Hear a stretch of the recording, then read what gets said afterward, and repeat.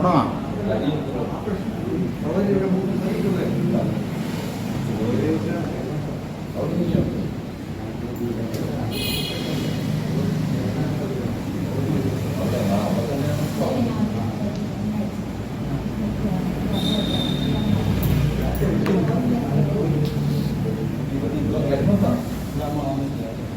നമുക്ക് 14-ാമത്തെ പദ്യം മുതൽക്ക് തന്നെ ആരംഭിക്കാം. അവിടെയാണ് നമ്മൾ നിർത്തിയത്.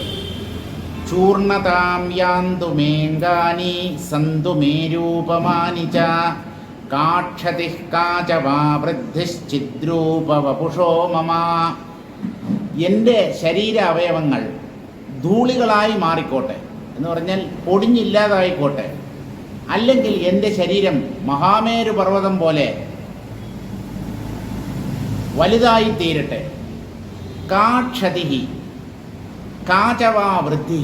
എനിക്ക് വാസ്തവത്തിൽ എന്ത് ക്ഷയമാണ് അല്ലെങ്കിൽ എന്ത് വർധനവാണ്? രണ്ടുമില്ല, വൃദ്ധിക്ഷയങ്ങളില്ല. കാരണം ഞാൻ ചൈതന്യം ശരീരമായിട്ടുള്ളവനാണ്, ചിദ്രൂപിയാണ് ഞാൻ. ചിത്താണ് എൻ്റെ യഥാർത്ഥ ശരീരം. എനിക്കൊരു സ്ഥൂല ശരീരമില്ല. സ്ഥൂല ശരീരം വെറുതെ ഇടയ്ക്ക് ഉണ്ടെന്ന് തോന്നി. അത് വർദ്ധിച്ചാലും ക്ഷയിച്ചാലും എനിക്ക് യാതൊരു കുഴപ്പവും സംഭവിക്കുന്നില്ല. ഇനി 15-ാമത്തെ പദ്യത്തിലേക്ക് കിടക്കാം. മൃതാ പിതാമഹാദ്യാശ്ചിന്നമൃതാ സാമ്രിയേത ചേത് തജ്ജന്മനൈവ നാമസ്യാദസ്മാകം മൃതസംവിദാം. മൃതാഃ പിതാമഹാശ്ച പിതാമഹാദ്യാഃ.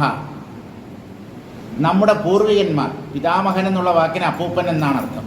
പിതാമഹാദ്യാഹ എന്ന് പറഞ്ഞാൽ അപ്പൂപ്പൻ മുതലായ നമ്മുടെ പൂർവികരൊക്കെ മൃതാഹ, അവരൊക്കെ മണ്ണോട് മണ്ണായി പോയി കഴിഞ്ഞു, മരിച്ച് ഇല്ലാതെയായി.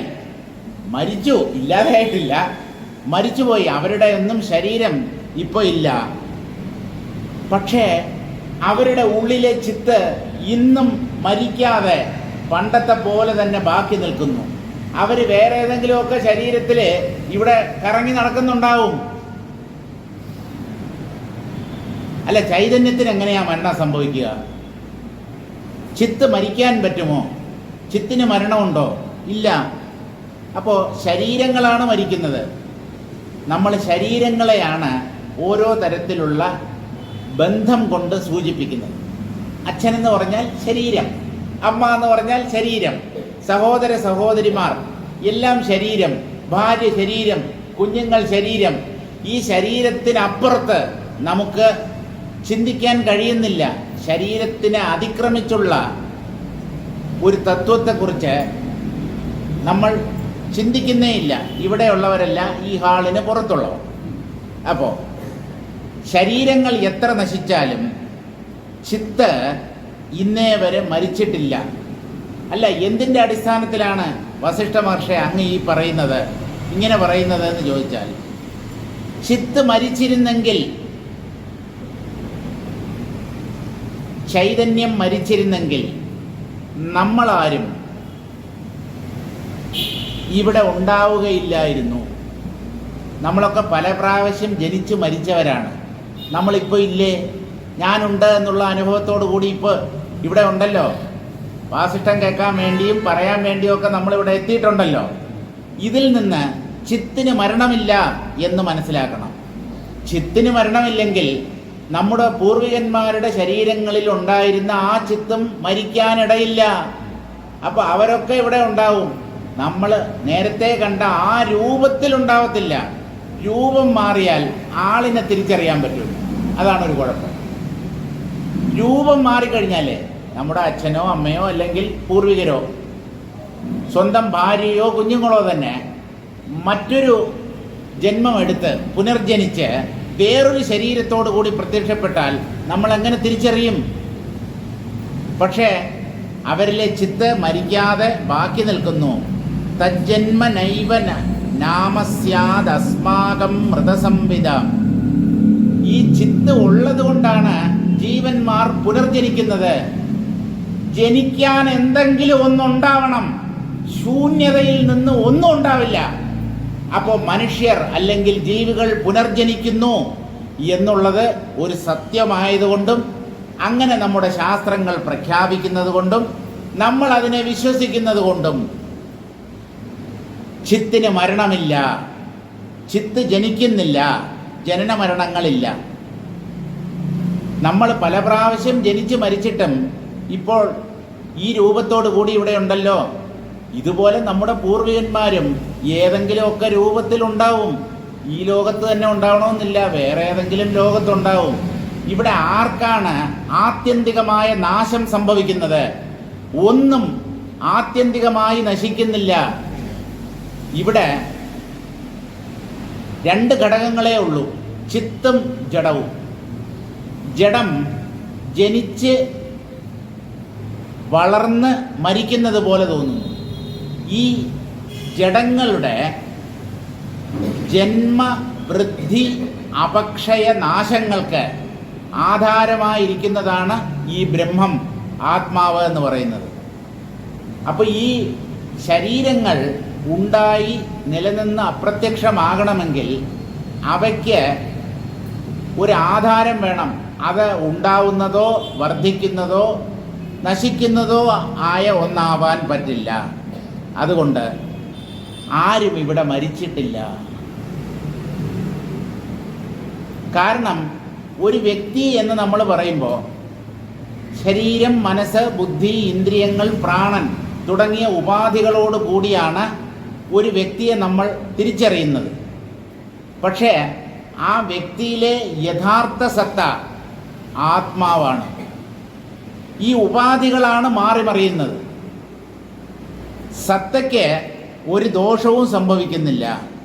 അതുകൊണ്ട് പുനർജന്മത്തിൽ വിശ്വസിക്കുന്നവരാണെങ്കിൽ അവർ ഈ ആത്മാവിൻ്റെ അനശ്വരതയിലും വിശ്വസിച്ചേ പറ്റൂ. എന്താണ് പുനർജനിക്കുന്നത്? പുനർജനിക്കുന്ന ഒന്ന് മരിച്ചതാവാൻ പറ്റില്ലല്ലോ. മരിച്ചത് പുനർജനിക്കാൻ പറ്റില്ലല്ലോ. പുനർജനിക്കുക എന്ന് പറഞ്ഞാൽ പുതിയ ഒരു ശരീരത്തോടു കൂടി പ്രത്യക്ഷപ്പെടുക എന്നാണ് അർത്ഥം. അങ്ങനെ പുതിയ ശരീരത്തിൽ പ്രത്യക്ഷപ്പെടണമെങ്കിൽ എന്തെങ്കിലും ഒന്ന് ആ ശരീരം ഉണ്ടാവുന്നതിന് മുമ്പ് ബാക്കി ഉണ്ടാവണ്ടേ. ഉള്ളതാണ് ജനിക്കുന്നത്, ഉള്ളതാണ് വളരുന്നത് പോലെ തോന്നുന്നത്, ഉള്ളതാണ് മരിക്കുന്നതായും തോന്നുന്നത്. ഈ ജനനം, മരണം ഇവയെല്ലാം തന്നെ തോന്നലുകളാണ്. ഏത് അധിഷ്ഠാനത്തിലാണോ ഈ തോന്നലുകൾ സംഭവിക്കുന്നത് അത് അനശ്വരമായ ആത്മതത്വമാണ്.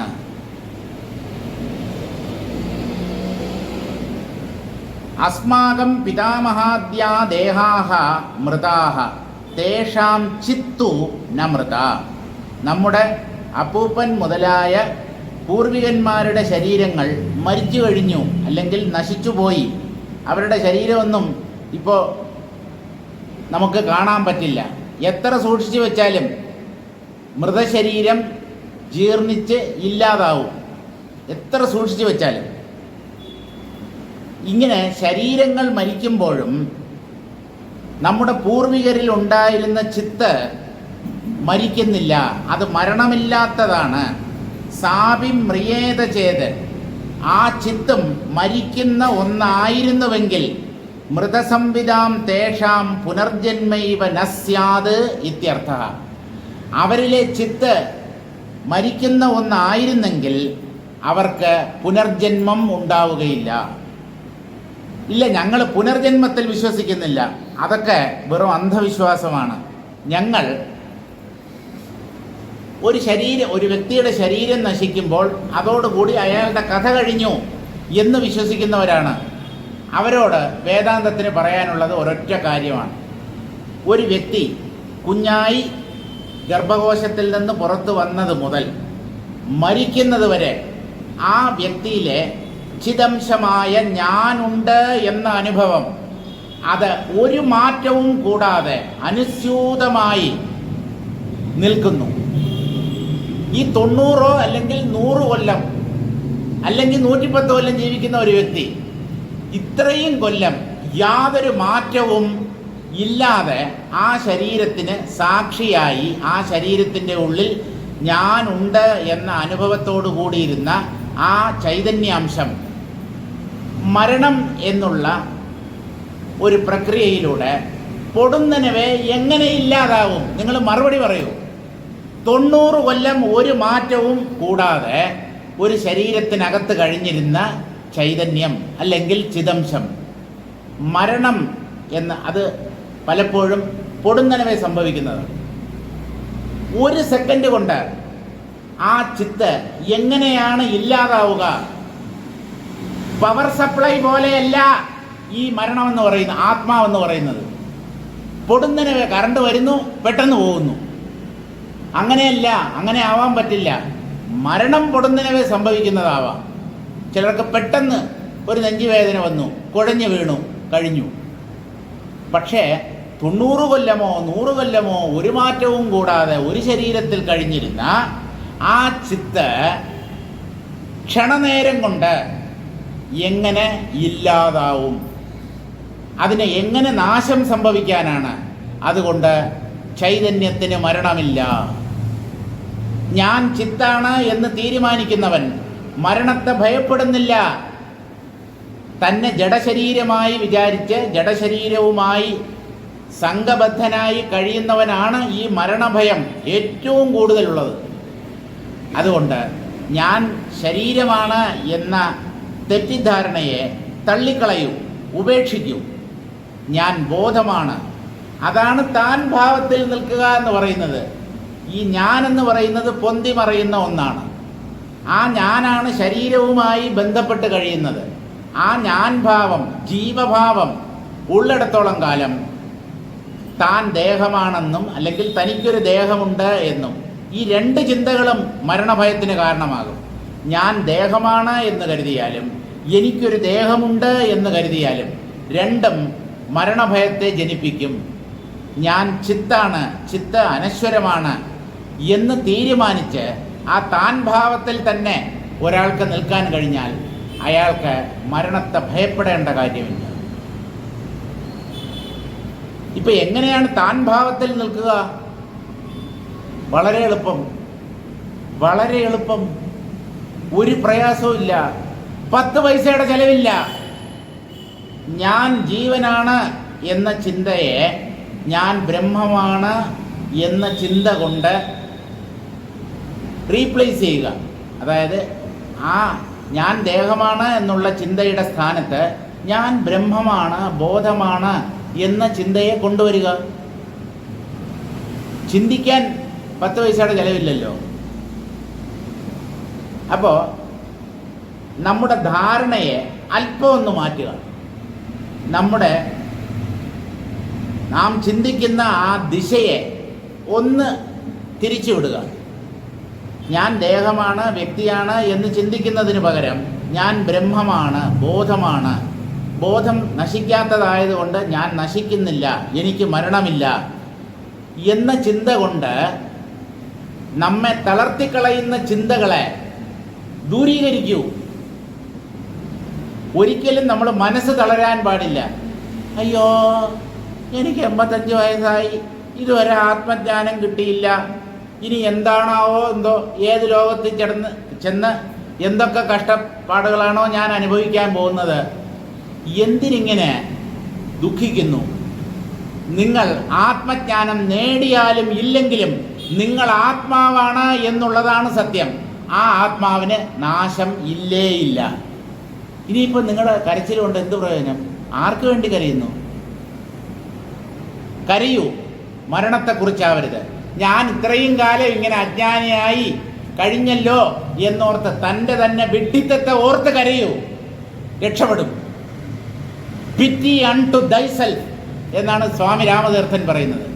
മറ്റുള്ളവരോട് നിങ്ങൾ കാരുണ്യം കാണിക്കുന്നു, സഹതപിക്കുന്നു. മറ്റുള്ളവരോട് സഹതാപം കാണിക്കാൻ നിങ്ങളാര്?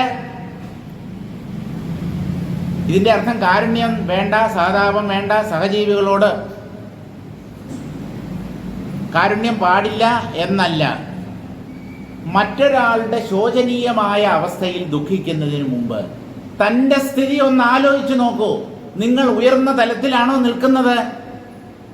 പിന്നെ അയാൾക്ക് വേണ്ടി എന്തിനു കരയുന്നു? സ്വന്തം സ്ഥിതിയെ ഓർത്ത് ആദ്യം കുറേ ദുഃഖിക്കൂ.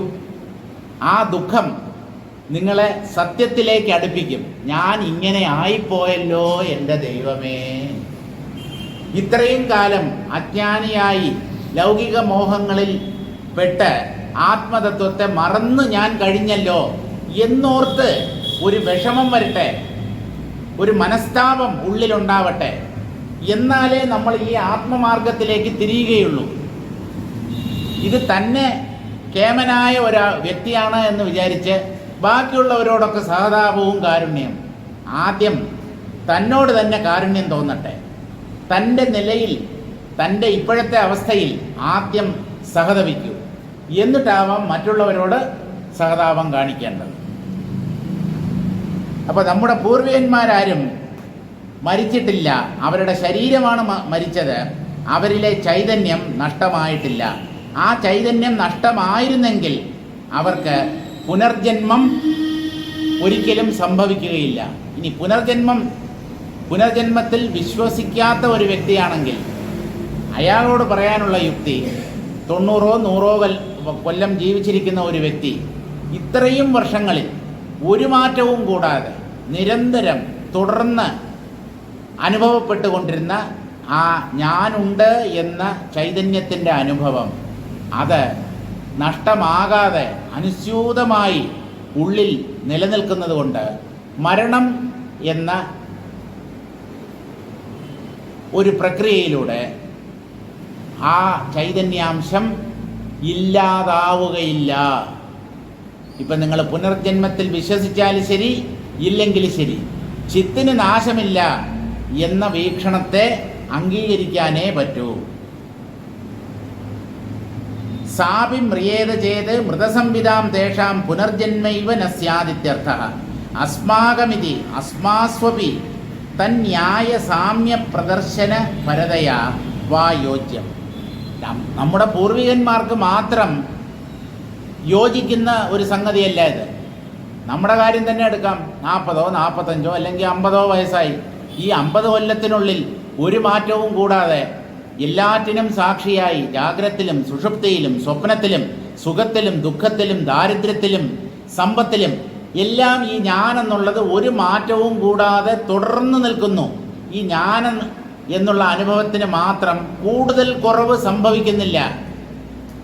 കുറയാത്തത് എങ്ങനെ നശിക്കും? നാശമെന്ന് പറയുന്നത് ക്ഷയത്തിലൂടെ സംഭവിക്കുന്നതാണ്. ഏതാണോ നാൾക്ക് നാൾ ക്ഷയിച്ചു വരുന്നത് അത് മാത്രമേ നശിക്കൂ. ക്ഷയിക്കാത്തതിന് നാശമില്ല. ഞാനെന്നുള്ള അനുഭവത്തിന് ക്ഷയം സംഭവിക്കുന്നതായി നിങ്ങൾക്ക് അനുഭവമുണ്ടോ? കൊച്ചിലേ ഉണ്ടായിരുന്ന ഞാൻ, അത് വളരെ ചെറുപ്പമായിരുന്നു, നല്ല ഊർജ്ജസ്വലമായ ഞാനായിരുന്നു. ഇപ്പോഴെൻ്റെ ഉള്ളിലുള്ള ആ ഞാനെന്നുള്ള അനുഭവം അത് വല്ലാണ്ടങ്ങ് തളർന്നുപോയി. ശരീരമാണ് ഊർജ്ജസ്വലമായിരുന്നതും തളർന്നു പോയതും. ഞാനുണ്ട് എന്ന അനുഭവത്തിന് വളർച്ചയുമില്ല തളർച്ചയുമില്ല. തളർച്ചയില്ലാത്തതിന് നാശം സംഭവിക്കാൻ സാധ്യമല്ല. അത് നശിക്കുകയില്ല. ഇപ്പം തീരുമാനിച്ചോളൂ, ഞാൻ ബ്രഹ്മമാണ്, എനിക്ക് നാശമില്ല എന്ന്. അജ്ഞത കൊണ്ടാണ് മനുഷ്യൻ ദുഃഖിക്കുന്നത്. അജ്ഞതയിൽ നിന്ന് അങ്കുരിക്കുന്നതാണ് മരണഭയം. ഈ കാര്യങ്ങൾ ഒന്ന് ചിന്തിച്ചിരുന്നെങ്കിൽ എത്ര സുഖമായി നമുക്കിവിടെ ജീവിക്കാമായിരുന്നു. അടിച്ചു പൊളിച്ച് ജീവിക്കാമായിരുന്നല്ലോ. മരണം പോലും ഉത്സവമായി മാറും. ആർക്ക്? ചുറ്റും കൂടിയിരിക്കുന്നവർക്കല്ല, മരിച്ചവന്, മരിക്കാൻ കിടക്കുന്നവന് മരണം ഉത്സവമായി മാറും. എന്ന് പറഞ്ഞാൽ ഒന്നുമില്ല. ഈ ശരീരം കീറിപ്പറഞ്ഞ ഒരു കുപ്പായം പോലെ അത് താഴെ പോവും. ഞാൻ ആത്മാവായി അനശ്വരനായി ബാക്കി നിൽക്കും. എൻ്റെ ഷർട്ട് നശിച്ചാൽ ഞാൻ നശിക്കുന്നുണ്ടോ? എൻ്റെ ഷർട്ട് തീയിലിടുമ്പോൾ അത് കത്തിക്കരിഞ്ഞ് ചാമ്പലാവും. എനിക്കെന്തെങ്കിലും കുഴപ്പമുണ്ടോ? തൻ്റെ ശരീരം ചിതയിൽ കത്തുന്നതിനെ നോക്കി നിന്നുകൊണ്ട് ഈ മരിക്കുന്നവരെല്ലാം ഒരുപക്ഷെ ചിരിച്ചിട്ടുണ്ടാവും. ഈ ശരീരത്തെയാണല്ലോ ഞാനാണ് എന്ന് തെറ്റിദ്ധരിച്ചത്. ഇപ്പോഴിതാ അത് കത്തിച്ചാമ്പലാവുന്നു. ഞാനിതാ യാതൊരു കുഴപ്പവും കൂടാതെ മാറി നിന്ന് എൻ്റെ ശരീരം കത്തുന്നതിനെ കണ്ടുകൊണ്ടിരിക്കുന്നു. ചിരിയല്ലാതെ വേറെ എന്താണ് വരിക? ഈ ദേഹത്തിലുള്ള സംഘം, അമിതമായ സംഘം. ഞാൻ ഈ ശരീരമാണ് എന്നുള്ള തെറ്റായ തീരുമാനത്തിൽ നിന്നുണ്ടാവുന്നതാണ് ഈ സംഘം. ദ്വേഷവും അങ്ങനെ തന്നെ. ഈ രാഗദ്വേഷങ്ങൾ ശരീരാഭിമാനത്തിൽ നിന്നുണ്ടാവുന്നവയാണ്. അതുകൊണ്ട് ഞാൻ ദേഹമാണ് എന്നുള്ള ചിന്തയെ പരിത്യജിക്കൂ. ഞാൻ ആത്മാവാണ് എന്ന് സദാ ഉറപ്പിക്കൂ. ചിന്തിച്ചാണ് ആ ഉറപ്പ് നേടേണ്ടത്. അപ്പം നമ്മുടെ കാര്യത്തിലും ഈ ചിദംശത്തിന് നാശമില്ല എന്ന് വ്യക്തമായി ചിന്തിച്ച് മനസ്സിലാക്കേണ്ടതാണ്. ന ജായതേ ന മ്രിയതേ സംവിദാകാശമക്ഷയം ഭവേത് കഥം കഥയ കിം കില ആകാശസ്യ സംക്ഷയഃ. ചില കാര്യങ്ങളൊക്കെ വസിഷ്ഠ മഹർഷി രാമനോട് ചോദ്യരൂപത്തിലാണ് ചോദിക്കുന്നത്.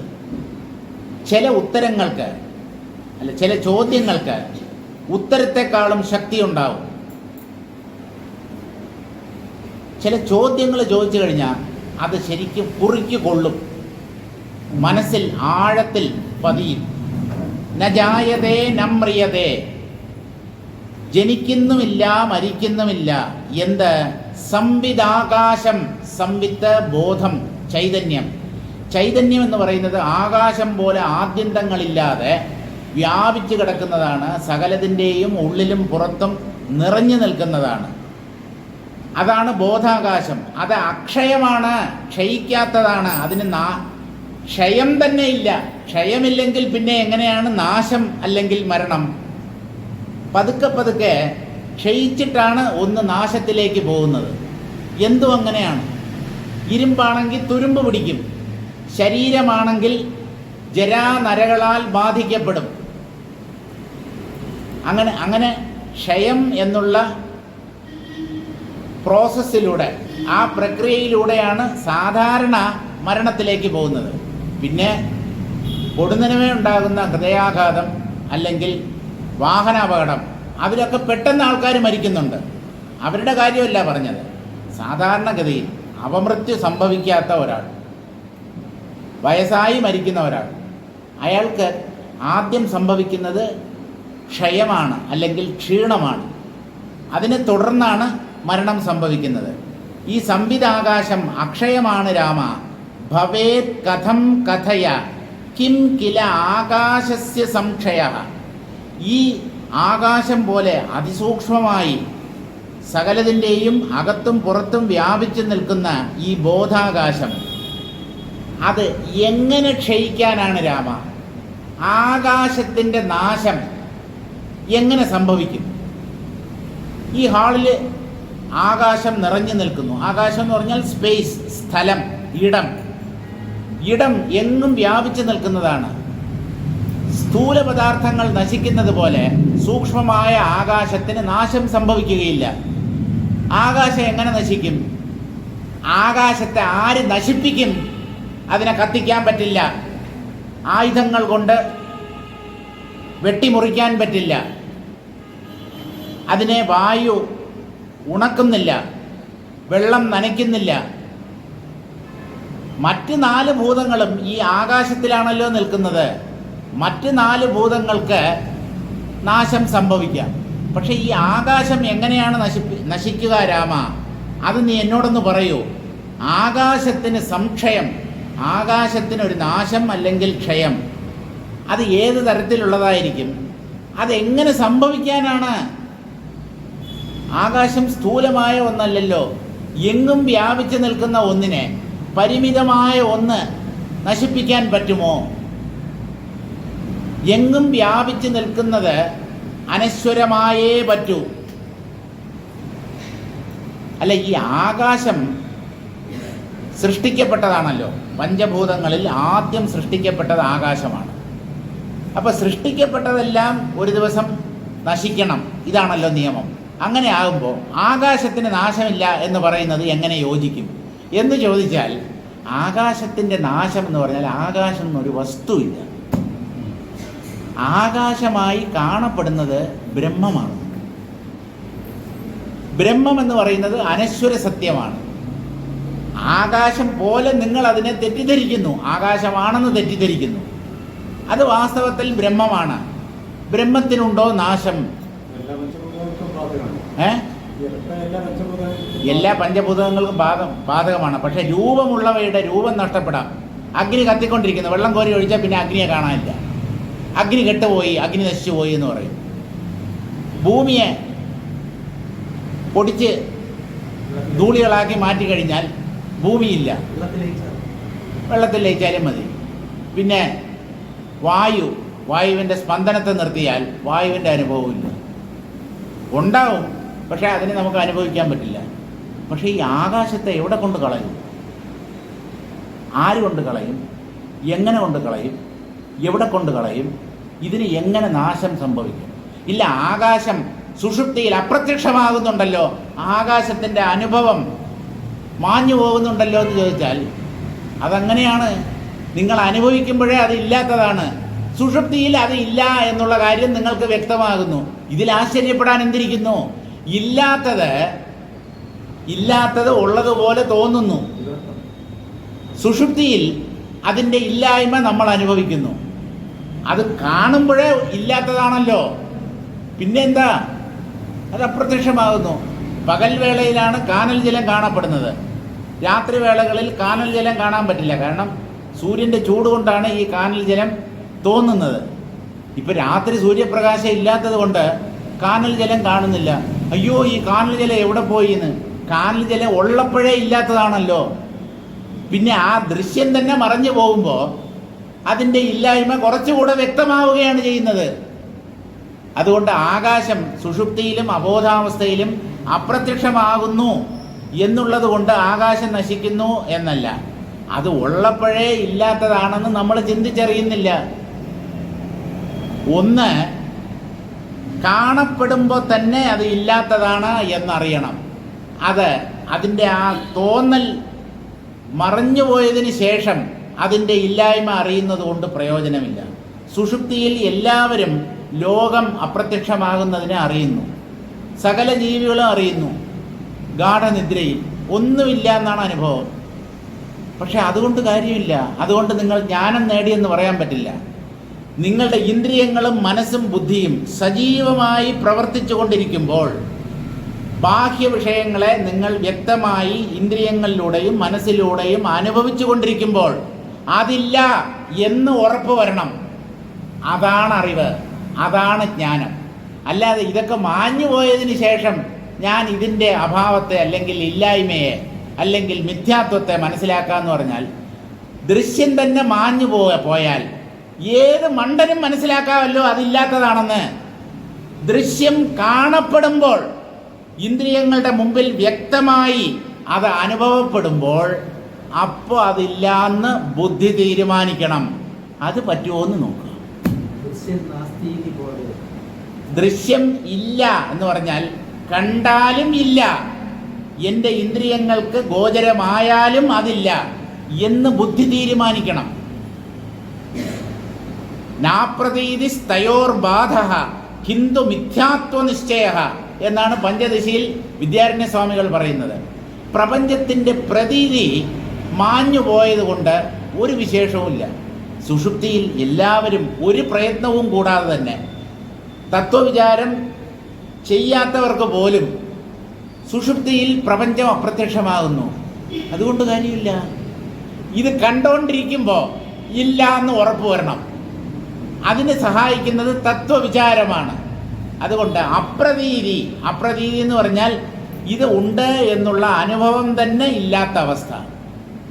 അതുകൊണ്ട് പ്രപഞ്ചം ബാധിക്കപ്പെട്ടു എന്ന് പറയാൻ പറ്റില്ല. പ്രപഞ്ചത്തിൻ്റെ മിഥ്യാത്വം നമുക്ക് ഉറപ്പ് വരില്ല. എപ്പോഴാണ് പ്രപഞ്ചത്തിൻ്റെ മിഥ്യാത്വം ഉറപ്പ് വരുന്നത് എന്ന് ചോദിച്ചാൽ, ഇത് നമ്മുടെ ഇന്ദ്രിയങ്ങളുടെ മുമ്പിൽ ഉള്ളതായി പ്രകാശിച്ചു നിൽക്കുമ്പോൾ, അതായത് ജാഗ്രത്തിലും സ്വപ്നത്തിലും ഇവയെ ഉണ്ട് എന്ന് നാം അറിയുമ്പോൾ അതില്ല എന്ന് നമ്മുടെ ബുദ്ധി തീരുമാനിച്ചാൽ അതാണ് പ്രപഞ്ചം ബാധിക്കപ്പെടുന്നു എന്നതുകൊണ്ട് ഉദ്ദേശിക്കുന്നത്. അപ്പം അതെന്താണെന്ന് ചോദിച്ചാൽ അത് മിഥ്യാത്വ നിശ്ചയമാണ്. ഇത് കണ്ടാലും ഇതില്ല എന്ന് നമ്മുടെ ബുദ്ധി പറയുന്നു. പ്രപഞ്ചത്തിൻ്റെ മിഥ്യാത്വമാണ് ഉറപ്പ് വരേണ്ടത്. അല്ലാതെ പ്രപഞ്ചം മാഞ്ഞു പോയത് കൊണ്ട് ഒരു പ്രയോജനവുമില്ല. പ്രപഞ്ചം മാഞ്ഞു പോവാൻ കിടന്നുറങ്ങിയാൽ മതി. ചുമ്മാതെ കിടന്നാൽ ഉറക്കം വരുന്നില്ലെങ്കിൽ 4 വാട്ടീസ് അടിച്ചിട്ട് കിടന്നാൽ മതി. ഒന്നും അറിയത്തില്ല, നല്ല സുഖം. ദുഃഖങ്ങളെല്ലാം പോയി.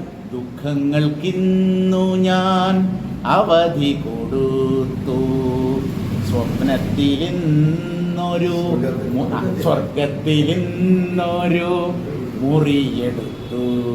പഴയ ഒരു പാട്ടാണ്, കുറേ ദിവസമായല്ലേ പാട്ട് കേൾപ്പിച്ചിട്ട്. അങ്ങനെ ദുഃഖങ്ങൾക്കെല്ലാം അവധി കൊടുത്തിട്ട് സ്വർഗത്തിൽ മുറിയെടുത്തു. കിടന്നുറങ്ങിയാൽ മതി. ഉറക്കത്തിൽ ദുഃഖത്തിന്റെ കണിക പോലുമില്ല. എന്തുകൊണ്ടെന്ന് ചോദിച്ചാൽ ഉറക്കത്തിൽ പ്രപഞ്ചാനുഭവമില്ല. ഇതിൽ നിന്ന് എന്താണ് മനസ്സിലാക്കേണ്ടത്? പ്രപഞ്ചം നമുക്ക് ദുഃഖത്തെ മാത്രമേ പ്രദാനം ചെയ്യുന്നുള്ളൂ. ഇതാണ് മനസ്സിലാക്കേണ്ടത്. പ്രപഞ്ചത്തെ കൊണ്ട് നിങ്ങൾക്ക് ഇന്നേ വരെ ഒരു സുഖവും ഉണ്ടായിട്ടില്ല. ഇല്ല, ഞാനിവിടെ പലതും അനുഭവിച്ച് രസിക്കുന്നു, അല്ലെങ്കിൽ പല സുഖങ്ങളും അനുഭവിക്കുന്നു. അത് നിങ്ങളുടെ തെറ്റിദ്ധാരണ മാത്രമാണ്. അത് വെറും തെറ്റിദ്ധാരണ മാത്രമാണ്. പ്രപഞ്ചത്തിൽ നിന്ന് മനുഷ്യർക്ക് യഥാർത്ഥത്തിൽ കിട്ടുന്നത് ദുഃഖം മാത്രമാണ്, സുഖത്തിൻ്റെ ഭ്രമം മാത്രമേ. അനിത്യമസുഖം ലോകം ഇമം പ്രാപ്യ ഭജസ്വമാം. ഈ ലോകം അർജുന എന്നും അനിത്യമാണ് എന്ന് പറഞ്ഞാൽ മാറി മറിയുന്നത്. ഇന്ന് കാണുന്നത് നാളെ കാണുന്നില്ല, ഇന്നലെ കാണാത്തത് ഇന്ന് പുതിയതായി പ്രത്യക്ഷപ്പെടുന്നു. ഇതിനെ ആരെങ്കിലും വിശ്വസിക്കുമോ? ഇതിനെ ആരെങ്കിലും ആശ്രയിക്കുമോ? ബുദ്ധിശൂന്യരല്ലാതെ ഇതിൻ്റെ പുറകെ ആരാണ് പോകുന്നത്? ഇപ്പം നമ്മളൊക്കെ എന്ന് പറഞ്ഞാൽ ഈ ഹാളിന് പുറത്തുള്ളവർ എപ്പോഴും അത് മനസ്സിലാക്കുക. നമ്മളെന്ന് പറഞ്ഞാൽ ഇവിടെ ഉള്ളവരെ ഞാൻ ഒഴിവാക്കിയിരിക്കും, മറ്റുള്ളവർ. ഇനി ഈ ഹാളിൽ ഇപ്പോൾ ഇല്ലാത്തവരും നമ്മുടെ യോഗവാസിഷ്ടം ക്ലാസ്സിന് പല പ്രാവശ്യം വന്നിട്ടുള്ളവരും അവരെയും ഒഴിവാക്കിയിരിക്കും. കുറച്ചെങ്കിലുമൊക്കെ നമ്മുടെ ക്ലാസ് എന്ന് പറഞ്ഞാൽ എൻ്റെ ക്ലാസ് മാത്രമല്ല, കുറേയൊക്കെ ഈ അധ്യാത്മവിദ്യ, വേദാന്തം കേട്ടിട്ടുള്ളവർക്ക് പ്രപഞ്ചത്തിൽ ഒരു മോഹമുണ്ടാവില്ല. ഇനി അഥവാ മോഹം പൂർണ്ണമായി നശിച്ചിട്ടില്ലെങ്കിലും അത് ദിനം പ്രതി കുറഞ്ഞു വരും. ക്ഷയിക്കുന്നത് അവസാനം ഇല്ലാതാവും, നശിക്കും. കുറഞ്ഞു വരുന്നുണ്ടോ നമ്മുടെ ഉള്ളിലെ അവിദ്യ, രാഗദ്വേഷങ്ങൾ, കാമക്രോധാദി വികാരങ്ങൾ? ഇത് ദിനം പ്രതി കുറഞ്ഞു വരുന്നുണ്ടോ? ദിനം പ്രതി വേണ്ട, കഴിഞ്ഞ കൊല്ലം പോട്ടെ, 10 കൊല്ലത്തിന് മുമ്പുണ്ടായിരുന്ന കാമക്രോധാദി വികാരങ്ങൾ അത്രയും ശക്തിയോടുകൂടി ഇപ്പം എൻ്റെ ഉള്ളിലുണ്ടോ? ഇല്ല. നല്ല വ്യത്യാസമുണ്ടെന്ന്, കൂടിയിട്ടുണ്ടെന്നല്ല, നല്ല പോലെ കുറഞ്ഞിട്ടുണ്ട് എന്ന്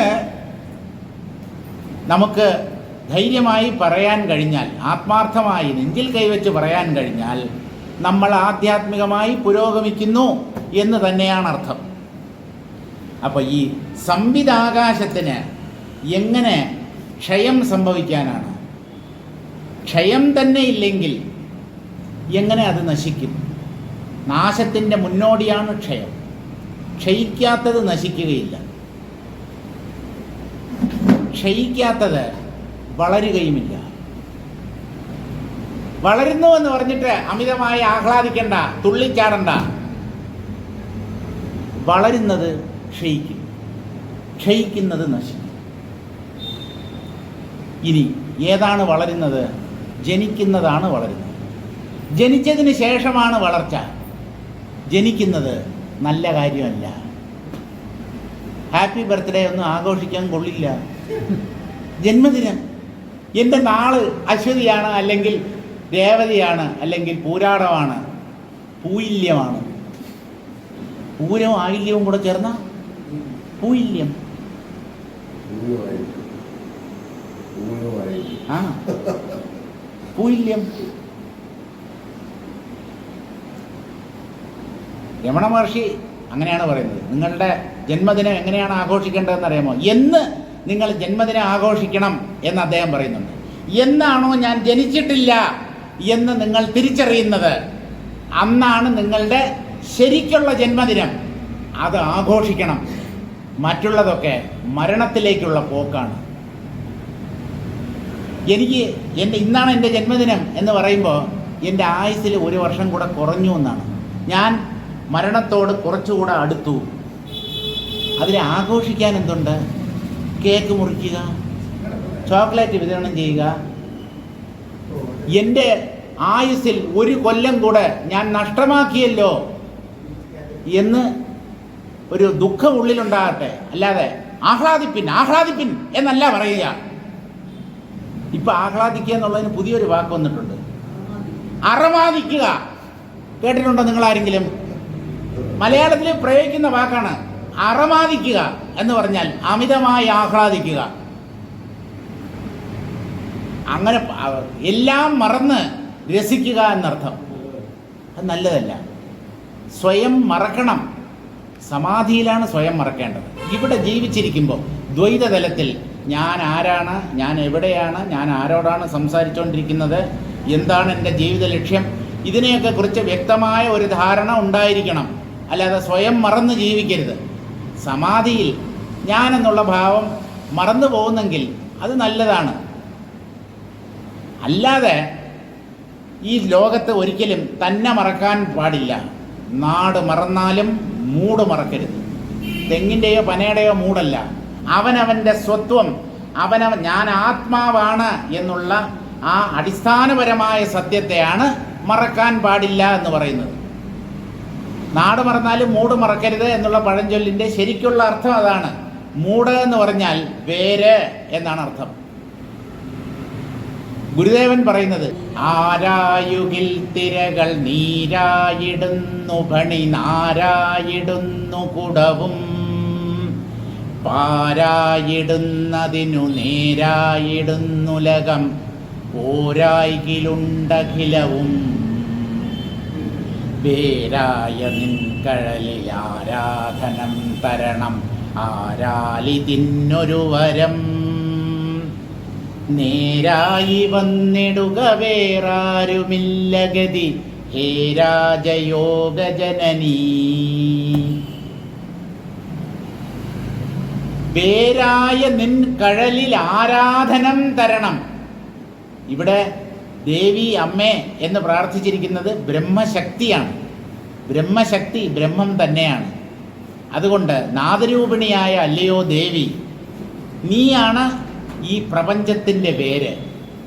വേരായ നിൻ കഴൽ, കഴൽ എന്ന് പറഞ്ഞാൽ പാദം, നിന്റെ പാദങ്ങൾ, അതാണ് പ്രപഞ്ചത്തിൻ്റെ അധിഷ്ഠാനം. അതിൽ എനിക്ക് ആരാധനം തരണം.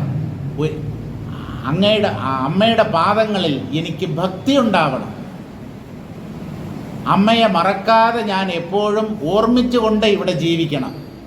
അതിനൊരു വരം തരണേ അമ്മേ എന്നാണ്. അപ്പോൾ പ്രപഞ്ചത്തിൻ്റെ വേര് അതാണ് ബ്രഹ്മം. ഈ ദക്ഷിണാമൂർത്തി പേരാലിൻ്റെ ചുവട്ടിലാണ് ഇരിക്കുന്നത്.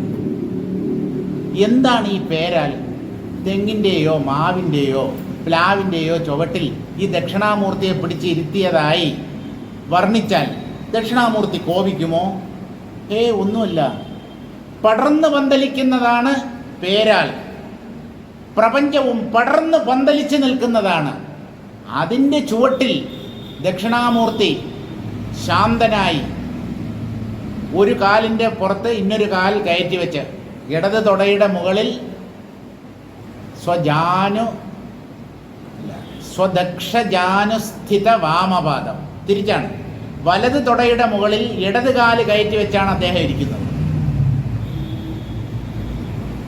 സനകാദി മഹർഷിമാർ മുമ്പിലിരിക്കുന്നു.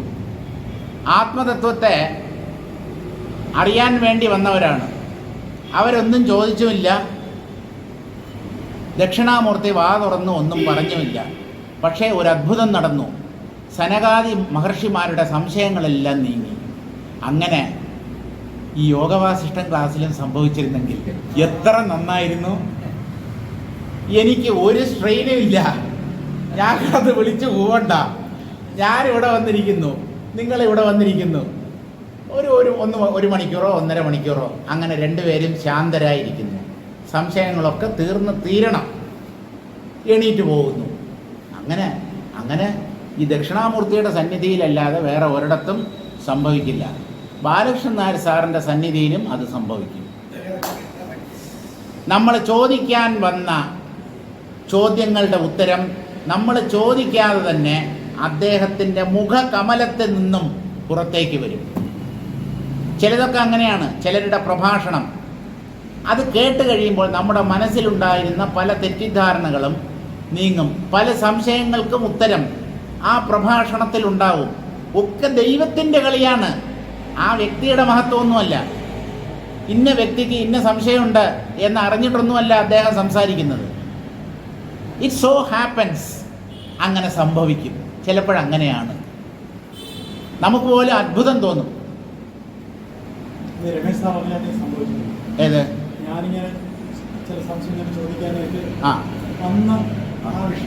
അതെ, അതാണ് പറഞ്ഞത്.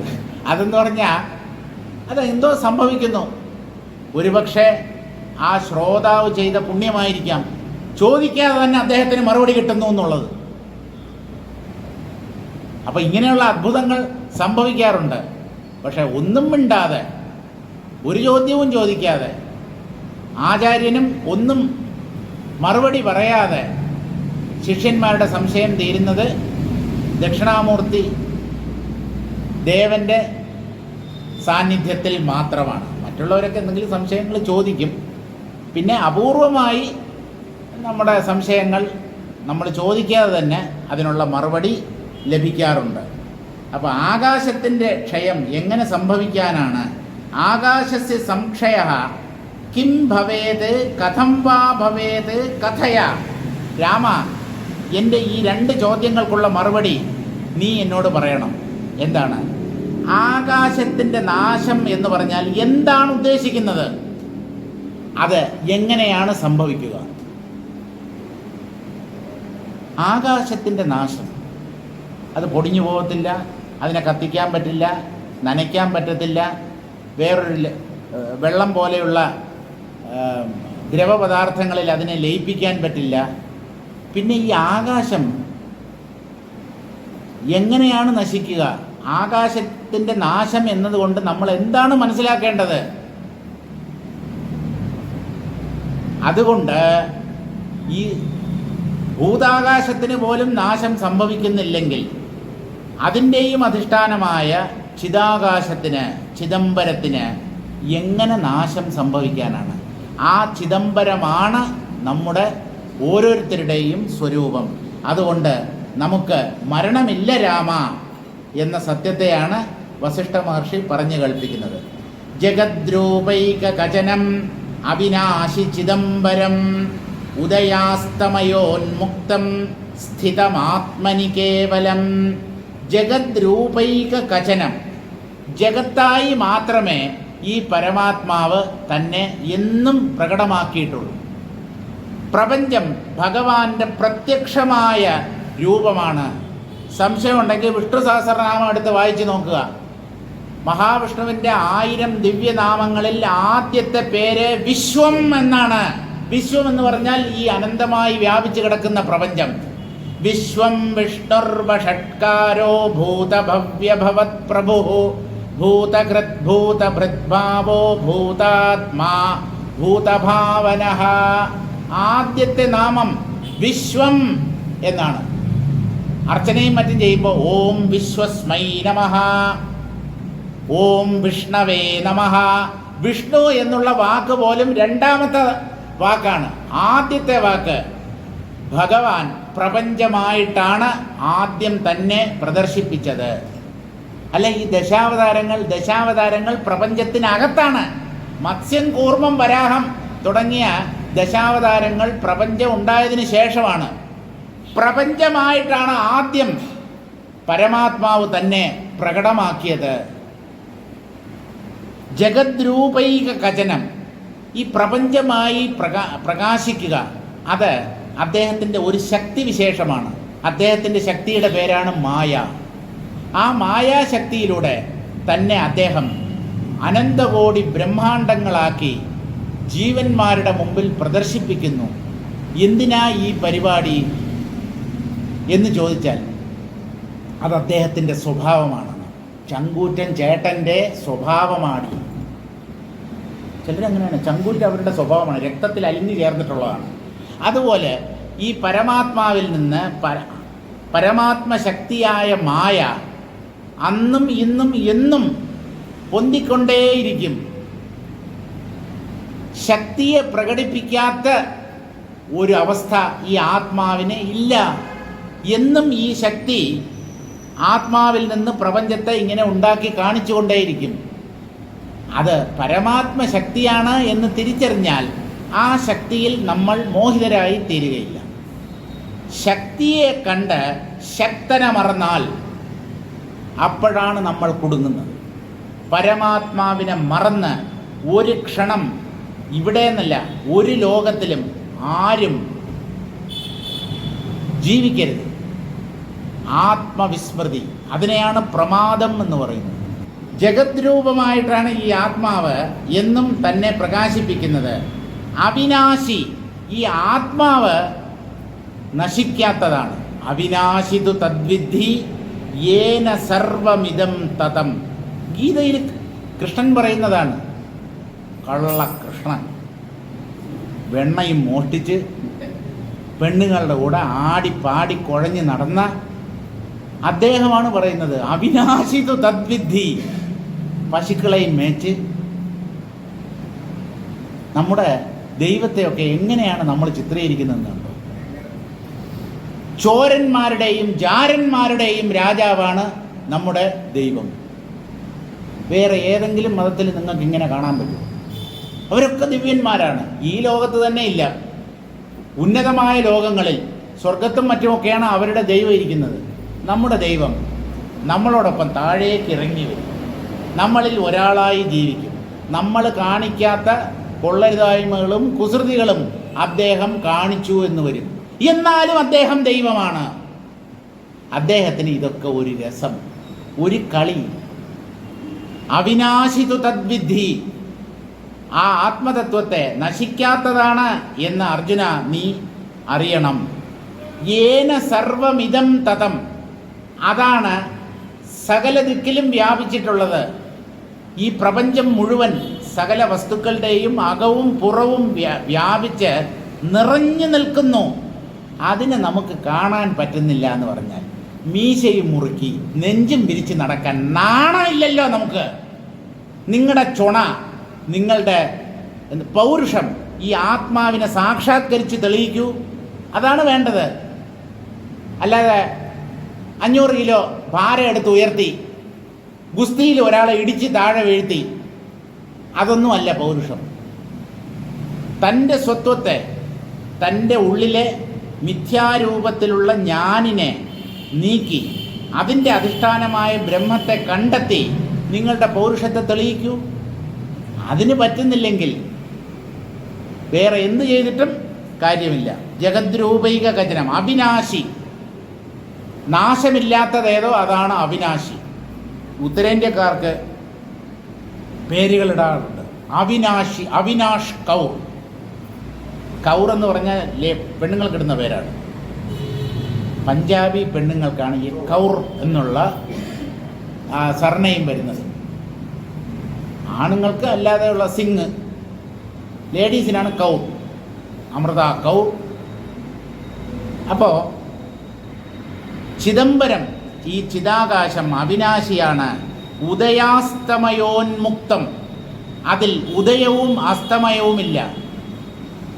എന്നാൽ എന്ന് പറഞ്ഞാൽ അത് ഉദിച്ചസ്തമിക്കുന്ന ഒന്നല്ല, ഇല്ലാതിരുന്നിട്ട് ഉണ്ടാവുന്നതാണ് ഉദിക്കുക എന്ന് പറയുന്നത്. ഉള്ള ഒന്ന് അപ്രത്യക്ഷമാകുന്നതിനെയാണ് അസ്തമിക്കുക എന്ന് പറയുന്നത്. ഇത് ഇല്ലാതിരുന്നിട്ട് ഉണ്ടാവുന്നതുമല്ല, കുറച്ചു കാലം നിലനിന്നതിന് ശേഷം വീണ്ടും ഇല്ലാതാവുന്ന ഒന്നുമല്ല. അതുകൊണ്ട് ഈ ആത്മാവിൽ ഉദയാസ്തമയങ്ങളില്ല. ഇത് ചിദാകാശമാണ്. സ്ഥിതം ആത്മനി കേവലം. ഇത് എവിടെയാണെന്ന് ചോദിച്ചാൽ നിങ്ങളുടെ ഹൃദയത്തിൻ്റെ ഉള്ളിൽ. ഇത് പുറമേ ഉള്ള ഒരു ആകാശമല്ല, ഹൃദയാകാശത്തിലാണ് ഈ ചിദാകാശം. അല്ലെങ്കിൽ ഹൃദയാകാശം തന്നെയാണ് ചിദാകാശം അല്ലെങ്കിൽ ചിദംബരം. അവിടെയാണ് നടരാജൻ നൃത്തം ചെയ്യുന്നത്, താണ്ഡവം ചെയ്യുന്നത്. ആ ഉള്ളിലുള്ള ശിവതാണ്ഡവത്തെ കാണാതെ തമിഴ്നാട്ടിലെ ചിദംബരത്ത് പോയി അവിടെയുള്ള അമ്പലത്തിൽ പ്രദക്ഷിണവും വെച്ചിട്ട് വന്നാൽ ഒരു ടൂർ നടത്തിയ ഒരു പ്രതീതി ഉണ്ടാകും, പക്ഷേ ആനന്ദ അനുഭവം ഉണ്ടാകത്തില്ല. ഉള്ളിൽ ശിവൻ നൃത്തം ചെയ്യുന്നത്, ശിവൻ താണ്ഡവ നൃത്തം ചെയ്യുന്നത് ഓരോ വ്യക്തിയും സ്വയം കാണണം. ആത്മാവിൻ്റെ വിലാസം.